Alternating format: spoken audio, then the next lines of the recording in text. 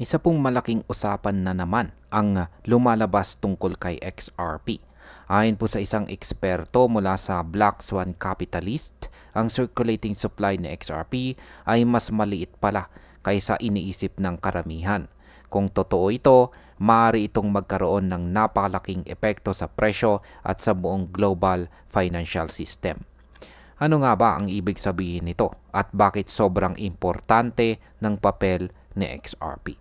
Kaya ayan po ang siyang ating pag-uusapan sa video na ito, pero bago po tayo magpatuloy ay pakibasa po muna ang disclaimer dito po sa ibaba ng ating screen. Ayan, mas maliit ba talaga ang supply ni XRP?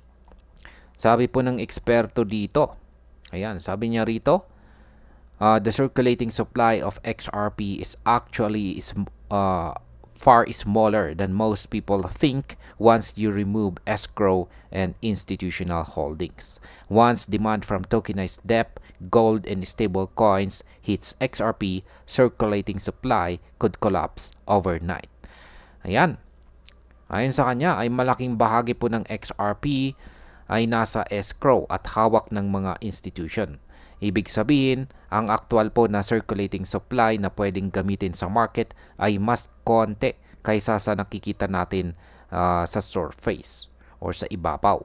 Kung darating po ang panahon na biglang tumaas ang demand dahil po sa tokenized assets tulad po ng gold, debt at saka stable coins, mabilis po na mauubos ang available supply na XRP.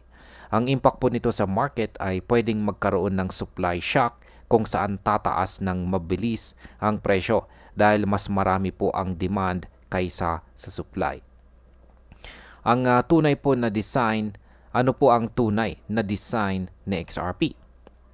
Ipinaliwanag po ng crypto expert dito na hindi po ginawa si XRP para lang sa retail speculation. Ang kanyang tunay na role ay maging backbone ng isang tokenized global economy. Siya po ay parang tubo or plumbing ng bagong financial system. Kung ikukumpara po sa ibang crypto na pang niche o maliit lang ang gamit, si XRP ay ginawa para mag-handle ng settlement sa institutional level. Ibig sabihin, kaya po niyang magproseso ng malalaking transaction na kailangan ng mga bangko at malalaking kumpanya. Ang impact po nito ay kapag tuluyan ng gumalaw ang mga institution at gumamit po sila ng XRP, mas lalaki po ang adoption at mas magiging matibay ang presyo sa long term. Ngayon ay paano naman po pumapasok ang tokenization dito? Kasama po sa usapan ang patuloy na trabaho ng Ripple sa RippleNet.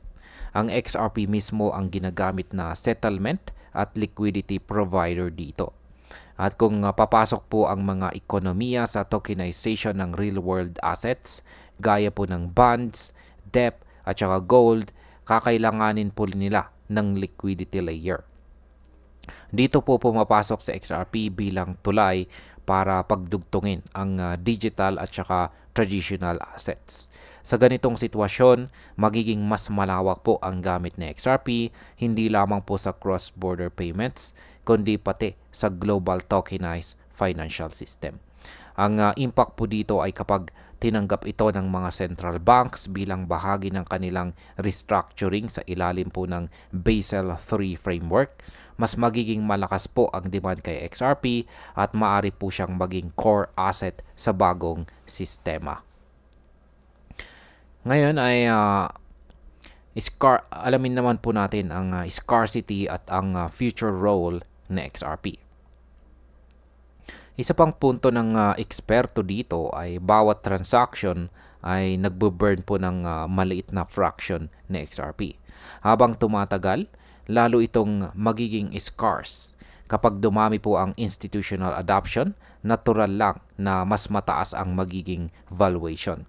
Kaya nga may mga dating projection na si XRP ay posibleng umabot ng $10,000 or higit pa. Ayon po sa eksperto, hindi ito dahil sa hype, kundi dahil po sa kanyang utility. Dagdag pa rito, binanggit binanggit po na si XRP ay posibleng maging digital reserve currency na complementary kay XLM. Ang impact po nito ay kung magkatotoo ang ganitong level ng adoption, si XRP ay maaaring maging isa sa pinakamahalagang assets sa bagong global economy. At ayan, bilang panghuli, ang opinion ko po rito ay ang insight na mas maliit pala ang circulating supply ni XRP ay isa po itong malaking bagay.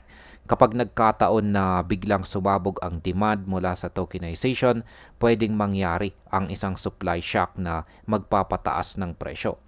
Pero dapat din nating tandaan na speculative pa rin ito hanggat hindi pa kumikilos ng malawakan ang mga institutions at saka central banks. Gayunpaman, hindi natin maitatanggi na si XRP ay nakapwesto sa isang napakalagang papel sa hinaharap ng global financial system.